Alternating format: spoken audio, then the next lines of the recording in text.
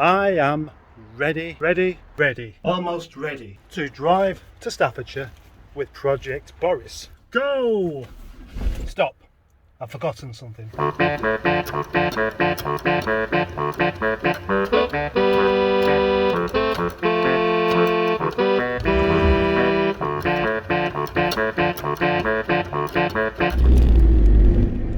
One of the main reasons I like to travel places on a Saturday is because you have fewer people on the road. But not today. Maybe there's been some sort of mix-up, bank holidays, and people still think it's Friday.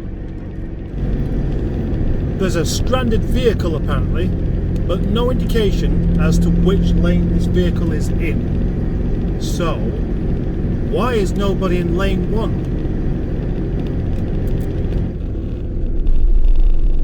It was an old man in a Kia Picanto with a flat tyre. So he had a flat tyre and stopped on the motorway. And then the highways agency came along and said, drive your car off the motorway. And that's what happened. Fantastic. I do like a Capri. In fact, the Capri was my first car. I had a 1.6 LS. And how old was it?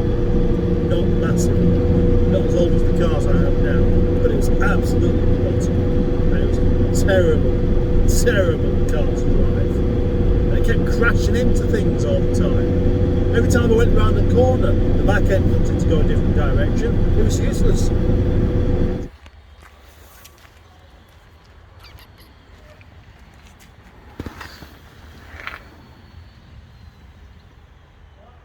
You're a proper little adventurous cat, you aren't you? Here I am, back at Madford Engineering, of course, to deliver this Boris Johnson car. It's nice being here, it's just making me a cup of tea.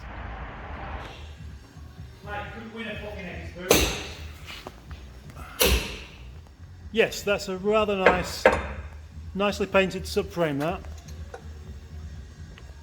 It's fantastic to see everything brand new underneath. Right, now I am filming Mike's Twitch feed. Mick, sorry. Here's Boris in his new home. And while Boris is here, I may as well have another little wander around.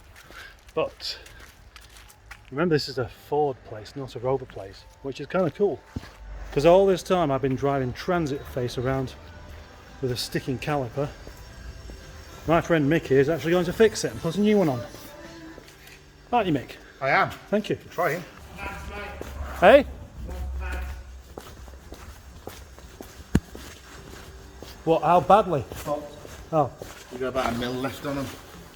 Oh shit. Not entirely surprising, is it? Is that disc warped? Got away with that. Yeah, that's really dreadful because I never even use my brakes. I reckon I'd have been okay just to drive it back like that. No. Well, I was doing alright without them. Speaking of farts, it was a fairly good time to possibly admit this, but in the morning when you do your first fart, I try and tune mine. So if you do one fart and then the next fart you do, I'd give it a little bit of extra pressure to try and go up maybe a tone or a semitone. You want me to leave the stream running? There's my new caliper, and there's the old one, the old disc pads rather. Let me know. They've all got to be replaced. It's a bit lethargic when it's just cold. In an automatic diesel van. Petrol. Oh, it's petrol? Yeah, it's petrol. I thought it was diesel. No. It looks like a diesel. It used to be a diesel. Right, so while we're in the van, we may as well have a conversation about Rovers, Mick. Yes. And now you have bought my Rover 25. I have. Which I wasn't expecting to happen. I like that. Yeah, well, you'll like that. Yes. Yeah, well, now I know that. Random. Random. Do you like cheese? Yes. I like a bit of Wensleydale. So, you've suddenly found a love for Rovers, which isn't surprising. But was that at all inspired by the lovely Project Nigel, Of course. Yeah, so Of course. who could see Nigel and not fall ever slightly in love with it? My heart was beating beating ever so fast. Yes, I've noticed. Making a cup of tea in somebody else's kitchen. There's my new caliper and the pot of yoghurt. Ceramic anti-squeal grease. Oh, that coming handy. Back in the escort van. So the problems get worse because the flexi pipe that goes to the caliper, and that's what's caused the caliper to go wrong in the first place. Are you glad I come down now, Mick? Absolutely. Is that going to work now then, Mick? Yeah. Oh, lovely. You wouldn't know though, would you? Well, I certainly didn't. This is turning into a disaster. But don't be over dramatic. The caliper on the other side is also damaged.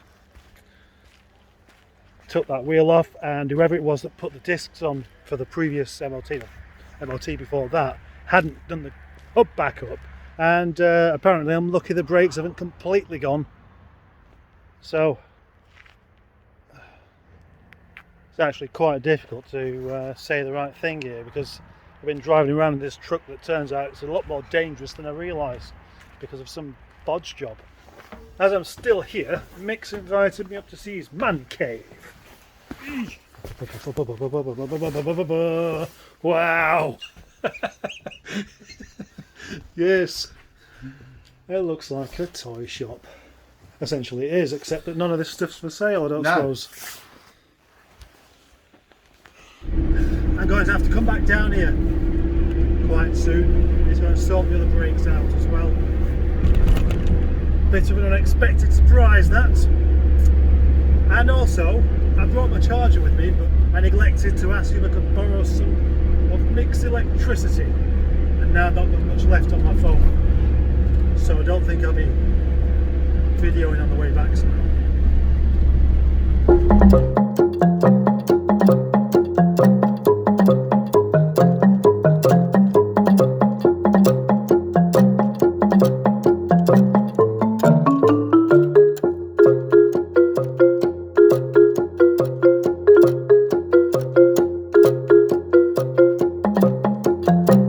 Back at last, 5:45.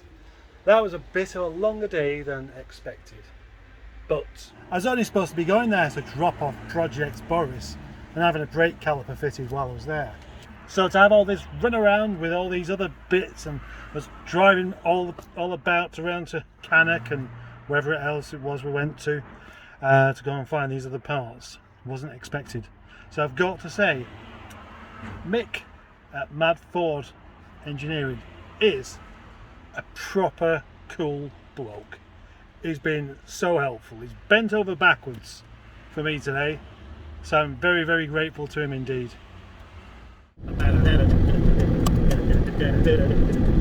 Last night I decided to make some egg mayonnaise,